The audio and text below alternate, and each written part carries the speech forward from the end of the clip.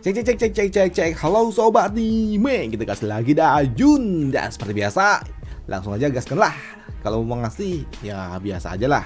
Di deskripsi ada, kalau enggak ya nggak apa-apa, nggak masalah juga. Setidaknya ya.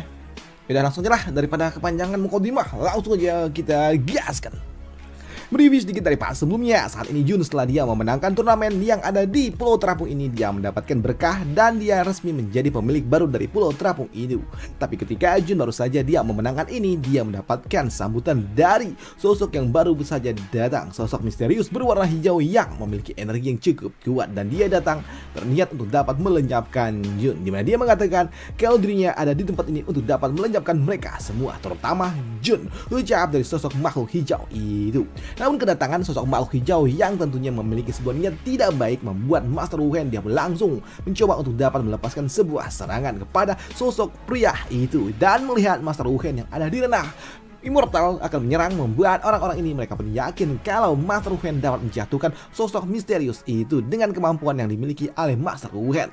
Tapi di sini untuk sosok hijau dia pun mengatakan kalau kau hanyalah seorang bocah kecil yang berani-beraninya menyerang diriku. Kau hanyalah orang yang baru saja mencapai ranah Immortal. Ucap dari orang tua ini, karena sejatinya di atas langit masih ada langit.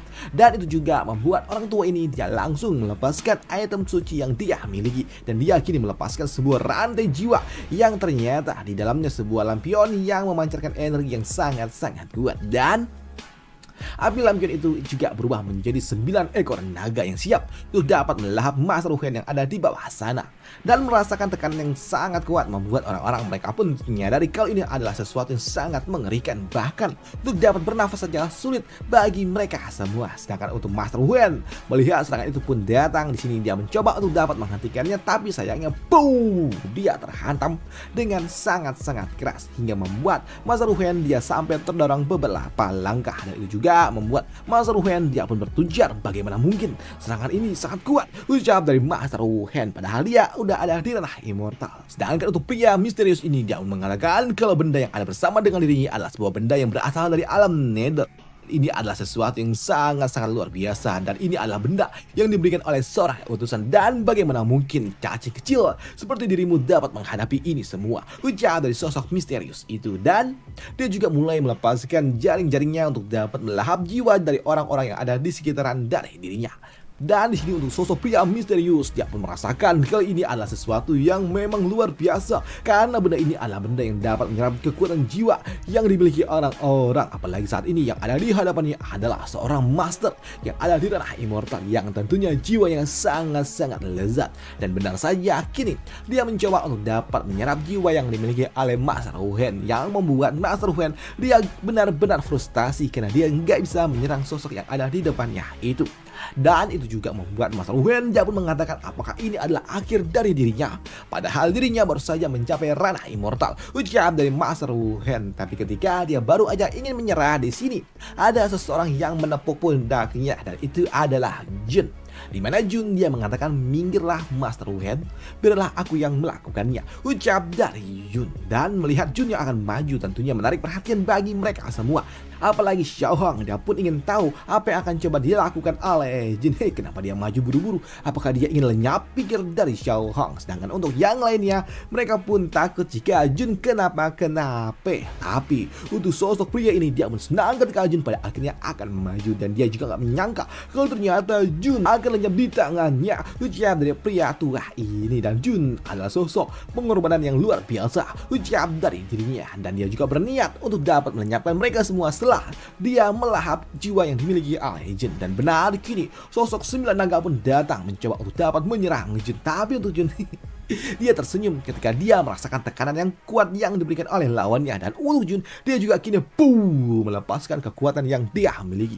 Jun dia pun melepaskan kekuatannya, dan itu juga memicu sistem merasakan kalau ternyata ada sebuah serangan yang datang ke arah Jun, serangan yang sangat kuat yang tingkatnya ada di atas dari kultivasi yang dimiliki oleh Jun saat ini, yang membuat skill pasif Jun pun aktif, yang membuat Jun kultivasinya akan lebih tinggi meningkat dibandingkan lawannya, yang tentunya hal itu pun menarik perhatian bagi mereka semua.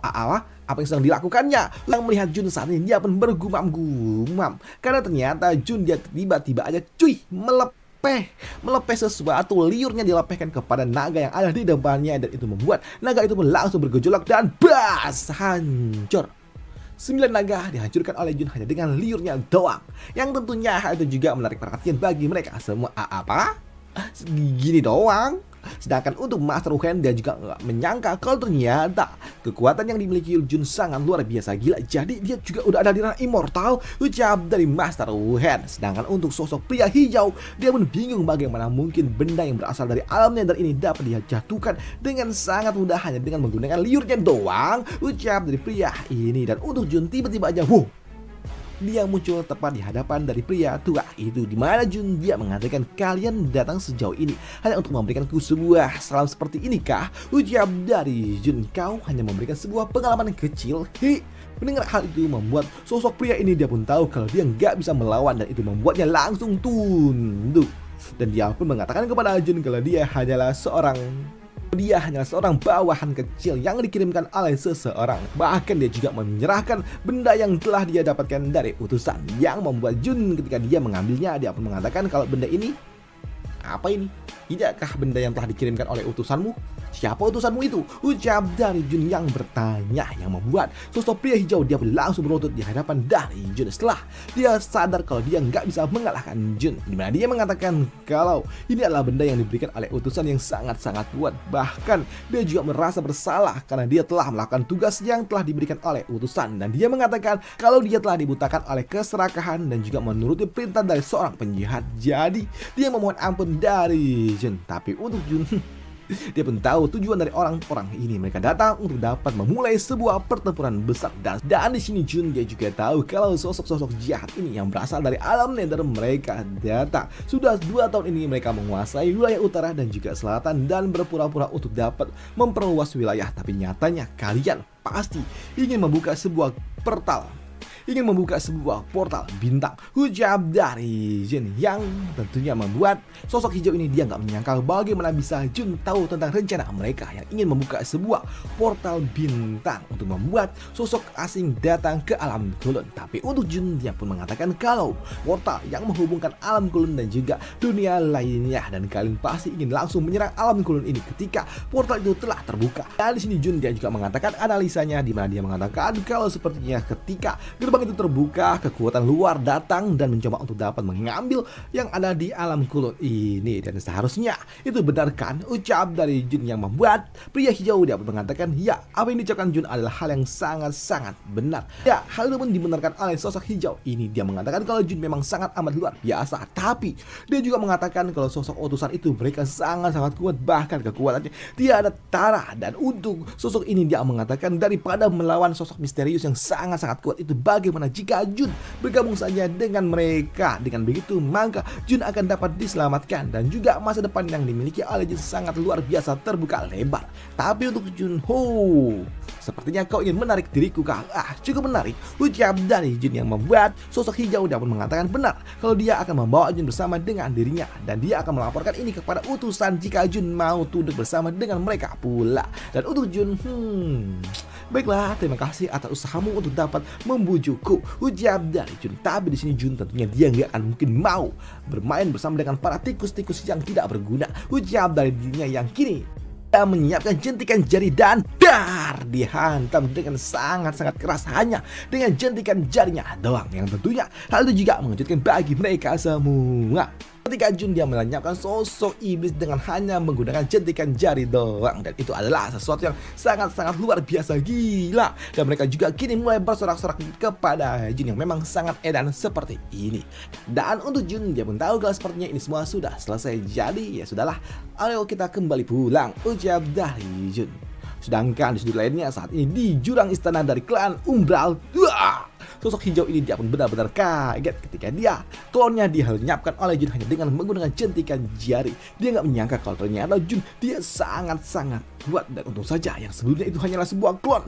Jika itu adalah tubuh fisikku, aku benar-benar akan hancur, ujar dari sosok hijau itu. Tapi di sini untuk utusan dia pun bertanya apakah kalian telah gagal? Ya, hal itu pun dibenarkan oleh sosok hijau ini. Dia pun melaporkan kepada utusan kalau Yi Junlin selama ini dia sepertinya menyembunyikan kultivasi yang dia miliki, dan ternyata dia ada di ranah immortal, ujar dari pria hijau itu. Bahkan dia juga mengatakan kalau benda yang telah dikirimkan oleh utusan ini ternyata tidak berguna di hadapan dari Jun. Dia hanya menggunakan liurnya untuk dapat melenyapkan 9 naga itu, ujar dari sosok hijau ini. Dan itu adalah sesuatu yang sangat-sangat mengerikan. Dengan hal itu membuat utusan ini dia pun mengatakan kalau dia tidak menyangka kalau ternyata Lee Junlin ternyata cukup menarik juga. Tapi itu semua tidak ada gunanya, karena sejatinya dia juga telah menyiapkan sesuatu untuk dapat mengalahkan Jun di sebuah benda harta pusaka yang akan dia gunakan untuk dapat melenyapkan Jun. Hanya membuat Jun masuk ke dalam sebuah tempat yang telah dia siapkan, dan Jun tidak akan mungkin dapat keluar dari tempat yang telah dia siapkan, ujar dari pria ini. Tapi tentunya membuat Jun masuk ke dalam sebuah perangkap, membuat sosok hijau dia pun bertanya bagaimana bisa mereka memasukkan Jun ke dalam sebuah perangkap. Dan sosok utusan ini pun mengatakan untuk tidak perlu khawatir karena dia memiliki bidak catur yang ada di alam gurun, ujar dari sosok misterius itu. Dan bidak caturnya adalah Chen Xiao. Waduh. Sedangkan di sudut lainnya saat ini untuk Jun dia pun kembali ke sekte Xuantian, dan kedatangan dari Jun tentunya membuat dirinya langsung disambut oleh para tetua dan juga master sekte dan juga yang lainnya. Mereka juga telah mendapatkan kabar tentang hasil gila yang telah didapatkan oleh Jun. Dan untuk Jun ya, dia pun mengucapkan udah jangan terlalu banyak memuji ya sudah biasa aja, ujar dari Jun. Dan ketika mereka tahu kalau Jun telah mendapatkan sesuatu yang luar biasa dari Pulau Immortal, membuat mereka pun meminta kepada Jun untuk dapat mengizinkan mereka setidaknya masuk. Siapa tahu mereka bisa menjadi seorang immortal juga, ucap dari mereka, yang membuat Jun dia pun kini mengeluarkan pulau terapungnya dan ya mengizinkan mereka semua untuk dapat masuk ke dalam sana. Yang tentunya hal itu membuat mereka pun pulau ini sangat kecil, lantas bagaimana kita bisa masuk ke dalam sana, ucap dari mereka. Dan untuk Xiao Hong dia pun ingin kembali masuk ke dalam sana, siapa tahu dia mendapatkan berkah yang luar biasa. Tapi untuk Jun dia mengatakan di dalam sana memang sangat luar biasa, tapi semuanya itu bergantung kepada keberuntungan yang kalian miliki, ucap dari Jun. Dan sekarang baiklah, ayo kita masuk, ucap dari Jun, yang kini dia melepaskan sebuah segel yang membuat mereka semua dapat masuk ke dalam pulau immortal itu. Dan benar saja tak lama setelahnya Xiaoli dapat masuk, dan benar saja tak butuh waktu lama Xiaoli dapat melihat sosok elang yang sebelumnya yang merupakan hewan peliharaannya, yang tentunya membuatnya sangat-sangat senang. Elang raksasa kau hidup kembali, ucap dari Xiaoli yang sungguh sangat senang. Tapi sayangnya ketika Xiaoli mencoba untuk dapat bertemu kembali dengan elang ini, di sini elang ini enggak kenal dengan Xiaoli, bahkan dia juga langsung dikasih kotoran gak tuh, kepalanya dijepretin, yang tentunya membuat Xiaoli dia pun kesal ketika dia dijepret sama elang peliharaannya yang sebelumnya. Tapi di sini Xiaoli dia juga cukup bersyukur ketika dia mendapatkan sayap ataupun bulu burung yang telah diberikan oleh elang ajaib itu, karena ini adalah sebuah benda yang dapat digunakan sebagai bahan baku untuk membuat sebuah benda ataupun senjata tingkat immortal, dan tentunya ini sangat amat luar biasa. Sedangkan di sudut lainnya saat ini di Pulau Immortal juga ada seseorang yang sedang makan sesuatu, dan ternyata itu adalah Master Wu Hen. Dia ternyata ada juga di tempat ini, dan dia merasa kalau benda yang dia makan ini adalah sesuatu yang rasanya aneh seperti sebuah kotoran, tapi juga tahu kalau ini memberikan energi yang sangat amat luar biasa. Dan di sini Master Wu Hen dia juga cukup terkejut ketika dia melihat kalau ternyata yang dia makan itu benar adalah sebuah kotoran dari seekor binatang buas, yang tentunya itu membuat Master Wu dia benar-benar terkejut dan sampai muntah-muntah. Dia nggak menyangka kalau ternyata yang dia makan benar adalah sebuah kotoran. Tapi dia juga tahu kalau benda ini memiliki energi yang sangat luar biasa untuk dirinya, jadi dia mau nggak mau tetap harus memakan ini semua, pikir dari Master Wu Hen. Sedangkan di sudut lainnya saat ini untuk orang-orang yang berasal dari sekte Xuantian, mereka juga tahu mendapatkan berkah yang luar biasa dari benda-benda dan juga sesuatu yang mereka temukan di tempat ini, termasuk tetua cantik ini. Wah, dia mendapatkan berkah, bahkan dia mendapatkan teknik baru dari tempat ini. Sedangkan di sudut lainnya untuk Xiao Hong dia pun berjalan dan dia menemukan sebuah bangunan, dan dia pun memutuskan untuk dapat masuk. Dan ketika dia memasuki rumah itu, dia pun melihat ada sebuah kolam dan juga ada seekor keledai yang memanggilnya Maishon, yang tentunya membuat Xiao Hong dia pun benar-benar kesal. Diamlah keledai, ucap dari Xiao Hong. Namun di sini Xiao Hong juga tanpa sengaja dia menjatuhkan sesuatu, yaitu sebuah vas bunga, dan ternyata vas bunga itu ketika jatuh, benda yang ada di dalamnya pun tumpah dan langsung memunculkan sebuah rumput ajaib yang memancarkan energi yang sangat luar biasa, herbal tingkat tinggi, yang membuat Xiaohong tentunya dia juga cukup terkejut. Tapi ketika dia melirik ke arah lainnya, dia tambah terkejut ketika dia melihat ada seekor phoenix merah yang tentunya membuat dia pun bagaimana mungkin ada seekor phoenix di tempat ini, pikir dari Xiaohong. Dan ketika dia melirik ke arah lainnya, dia melihat seekor ikan yang ada di dalam kolam, dan tiba-tiba aja ikan itu berubah menjadi seekor naga emas yang tentunya itu mengejutkan bagi Xiaohong. Naga? Kenapa ada naga emas di tempat ini? Tempat macam apa ini? Ucap dari Xiaohong ketika dia melihat ada naga dan juga phoenix. Namun di sini untuk Xiaohong ditambah terkejut ketika dia melihat ternyata keledai yang sebelumnya itu bukanlah keledai biasa, tapi keledai iblis. Namun keributan yang diberikan oleh Xiaohong juga menarik perhatian bagi Jun, yang membuat Jun dia pun bertanya, ada apa? Kenapa kau terlihat seperti ini? Ucap dari Jun. Namun melihat kedatangan dari Jun membuat Xiaohong dia pun juga cukup langsung ternotis, dan dia berlari ke arah Jun dan dia meminta untuk dapat diselamatkan oleh Jun. Dia mengatakan kepada Jun kalau benda-benda dan juga makhluk yang ada di tempat ini sangat luar biasa mengerikan. Gila, ayam itu adalah phoenix, keledai itu adalah iblis, dan rumput itu, ucap dari Xiaohong yang terus mengoceh dan menunjuk ke arah sosok yang ada di depannya sana. Tapi untuk Jun, ini kau sedang demam kah? Mana phoenixnya? Itu ayam, ucap dari Jun. Karena memang ketika Xiaohong dia melirik ke arah lainnya lagi, kenapa berubah jadi ayam sama keledai biasa? Ucap dari Xiaohong. Tapi di sini Xiaohong dia juga mengatakan kepada Jun kalau yang ada di bawah sana itu tadi sebelumnya bukan ayam, tapi ternyata ketika dilihat oleh Jun itu ayam biasa. Ada apa? Ucap dari Jun. Dimana Jun dia pun mengatakan kalau sepertinya mulutnya ini sedang ngigau kau. Hei ayam, apakah kau adalah seekor phoenix? Ucap dari Jun yang tentunya membuat Xiaohong dia pun kesal. Tapi untuk Jun dia mengatakan kepada Xiaohong untuk jangan aneh lah, dan dia mengatakan kalau ini keledai bagaimana mungkin dia jadi iblis, ucap dari Jun. Bahkan dia juga mengambil rumput yang sebelumnya dikatakan oleh Xiaohong kalau itu adalah rumput herbal tingkat tinggi, tapi ini rumput biasa, ucap dari Jun yang membuat Xiaohong jadi bingung. Kenapa semua jadi seperti ini? Ini semua nggak normal, ucap dari Xiaohong. Tapi untuk Jun dia mengatakan ya sudahlah, kalau memang kau mau ada di sini terserahlah, ucap dari Jun yang kini akan pergi meninggalkan tempat ini. Tapi setelah mereka pergi keluar dari ruangan ini, di sini Jun dia akan mengatakan kepada Xiaohong untuk jangan mengatakan sesuatu yang tidak perlu dan jangan terlalu beribut, karena di sini Jun dia juga tahu kalau mereka yang ada di dalam sana bukanlah makhluk biasa. Tapi Jun dia pun mengatakan kepada Xiaohong kalau sosok yang ada di dalam sana memang adalah monster tingkat tinggi, tapi tentunya ada sebuah alasan kenapa mereka saat ini masih ada di dalam sana, ucap dari Jun di dalam hati. Dan sepertinya mereka memang belum waktunya untuk dapat keluar. Dan apa yang akan selanjutnya terjadi dan apa maksud dari makhluk itu akan dibahas di part lanjutannya aja. Sebenarnya masih ada beberapa panel, cuman kalau dilanjutkan nanti nanggung akhirnya. Mending kita cut di sini, nanti nyambungnya bisa langsung lebih panjang. Ini 3 chapter soalnya. Oke? Yuk. Nah itu aja untuk part kali ini, dan sampai jumpa di part lanjutannya untuk Jun. Bye, thank you.